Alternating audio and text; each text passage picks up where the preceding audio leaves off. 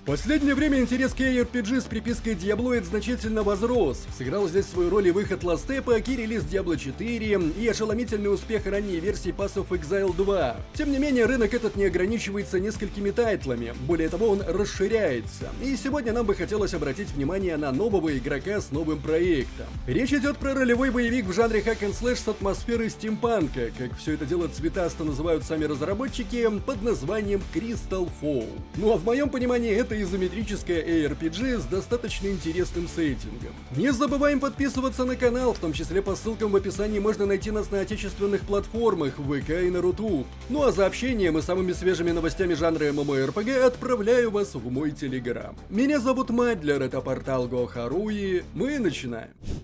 Для начала хотелось бы пару слов сказать про саму контору, которая занимается разработкой Crystal Fall. CRGAB, так она называется, это молодая студия, основанная в 2021 году с офисами в Умео, Швеция и Таллине, Эстония. Насколько я могу судить, Crystal Fall является их первым, что называется, дебютным проектом. Тем не менее, это не означает, что в команде одни новички. Как раз наоборот, сотрудники засветились в разработке таких небезызвестных проектов, как Path of Exile, Stellaris и Pillars of Eternity. Действие Crystal Fall разворачивается в постапокалиптическом мире, который стал таковым после падения загадочного астероида. Кристалл, так он называется, и мы понимаем, что название игры по сути кратко ее характеризует. Инцидент этот, произошедший в далеком прошлом, повлек за собой катастрофические последствия для планеты и ее жителей. Но, как говорится, нет худа без добра. Для некоторых выживших упавший кристалл обернулся обретением весьма специфических сил. Понятное дело, мы будем как раз из таких. После столкновения от мощного удара Земля раскололась на части, и только сила кристалла удерживает эти части вместе. Получились, знаете ли, такие своеобразные парящие острова, которые со временем начали обживать уцелевшие после катастрофы существа. Да, не только люди, но и гибриды людей с животными, которые начали появляться после катастрофы. Из осколков кристалла, разлетевшихся по всему миру, научились добывать эфир, и вот уже этот самый эфир и стал той самой вышеупомянутой силой. Управлять ей, к слову, могут исключительно те самые гибриды людей и животных. Изначально кристаллы плавят на специальных фабриках, чтобы привести их в жидкое состояние. В игре представлено несколько фракций. Фракция автоматонов, сыновей Нексуса, гибридов и фракция 12.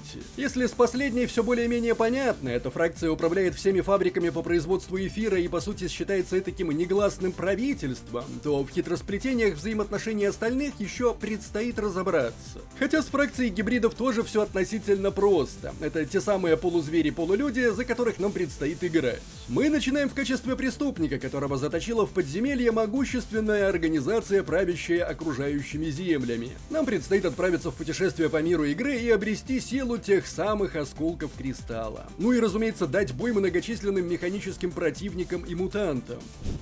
В качестве классов предлагаются три варианта: рыцарь, ганнер и техномансер. У каждого класса, разумеется, есть своя ветка прокачки и древо умений. Рыцарь — это мощный гибрид человека со львом, этакий маяк доблести в мире Crystal Fall. Чисто милишный класс, специализирующийся на владении мечами и щитами. В плане роли сочетает в себе как нанесение урона, так и танковку с поддержкой союзников при помощи усилений и навыков контроля толпы. Ганнер, он же стрелок, это мутировавшие лисы, специалисты в нанесении постоянного урона на ближние и дальние дистанциях. Могут использовать разнообразное оружие в соответствии со своим стилем игры, адаптируя тактику на лету в зависимости от ситуации. Ну и третий класс — техномант, он же техномансер. Разработчики обещают, что он будет представлен на релизе. Это своеобразный вижен на мага, который сможет использовать кинетические посохи и одноручное оружие. Разумеется, тоже гибрид, смесь человека с вороном. Вот его бы, конечно, мне бы хотелось, что называется, пощупать в первую очередь, но, как я уже сообщил, появиться он должен только на фулл-релизе,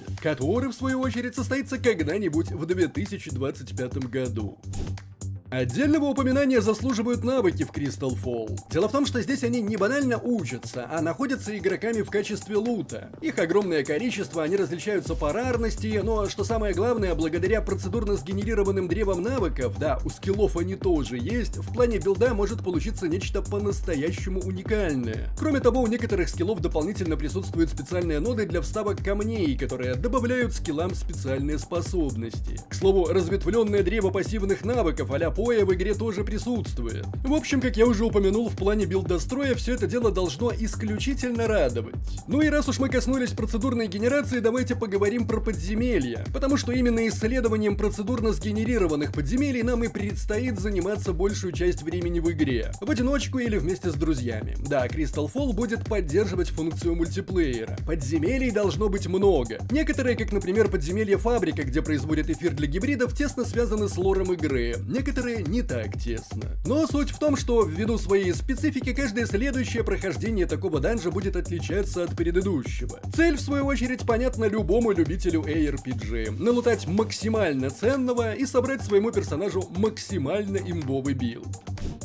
Есть в Crystal Fall и главный хаб. По совместительству это столица мира, город Аркадия. Здесь игроки могут получать дейлики и баунти-квесты. По заверениям разработчиков, во время полного релиза в столице мира можно будет пользоваться общим чатом, улучшать навыки, снаряжения и, разумеется, торговать друг с другом. Да, чтобы вы понимали, в Crystal Fall предусмотрена поддержка торговой системы, так что каждый игрок сможет торговать с любым другим игроком, да практически чем угодно. То есть с одной лишь поправочкой, так как в игре нет золота, то есть монет для торговли, вся торговля будет осуществляться с помощью бартера. В игре планируют сделать нечто наподобие общего торгового зала, этакий аналог аукционного дома из WoW. Помимо этого, из Аркадии можно будет отправиться в любую зону при помощи корабля, но при этом зона, разумеется, должна быть разблокирована. Ну и раз уж мы заговорили про трейд, особенно привлекательно в этом плане выглядит особый тип вещей, так называемые ефириальные вещи. Это прям рарка рарная, которую можно скрафтить в игре и которая, в свою очередь, спокойно переживет сезонный сброс. Да, традиционная для PoE-like игр система сезонов с обнулениями всего и вся, а также последующим добавлением всякого нового в Crystal Fall, понятно, тоже будет.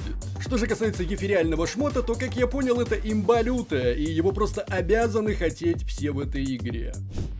Немного сориентирую по датам. Итак, открытый бета-тест Crystal Fall стартует 13 декабря в 13:00 по московскому времени. Время может измениться, но дата точно нет. Возможно, когда вы смотрите это видео, игра уже доступна в Steam, так что чего тянуть? Можете прямо сейчас ее попробовать по ссылке в описании и закрепленном комментарии. В открытой фазе тестирования игрокам будут доступны 2 новые мировые зоны, несколько новых подземелий, новое оружие и снаряжение, например, булавы, щиты и ружья, новые мобы, дерево талантов, дерево навыков плюс сокеты, обновленные визуальные эффекты навыков, новый пользовательский интерфейс, обновленные квесты, новый тир экипировки и многое другое. Помимо этого, как раз сейчас проходит тестирование крафта, повышение качества и редкости предмета, редкости навыка, разборка с целью получения полезных материалов и вот это вот все. Ну и понятное дело, все, что вы видели на своих экранах во время просмотра ролика и увидите в игре, когда решите ее опробовать, не отображает конечного качества продукта. Те же самые персонажи, например, перекочевали прямиком с альфы, и все, что нужно, вроде улучшенных моделей, анимаций и текстур, появится на релизе.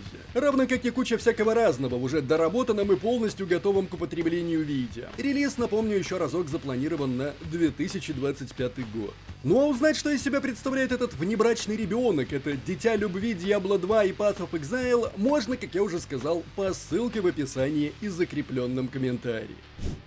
Не забываем, как всегда, традиционно поставить лайк или дизлайк этому видео, поделиться им с друзьями, оставлять свои комментарии, прожать колокол, чтобы быть в курсе выхода нового контента, и подписаться на нас везде, если еще не подписаны. С вами был Мадлер, это портал Go.ru. Еще услышимся.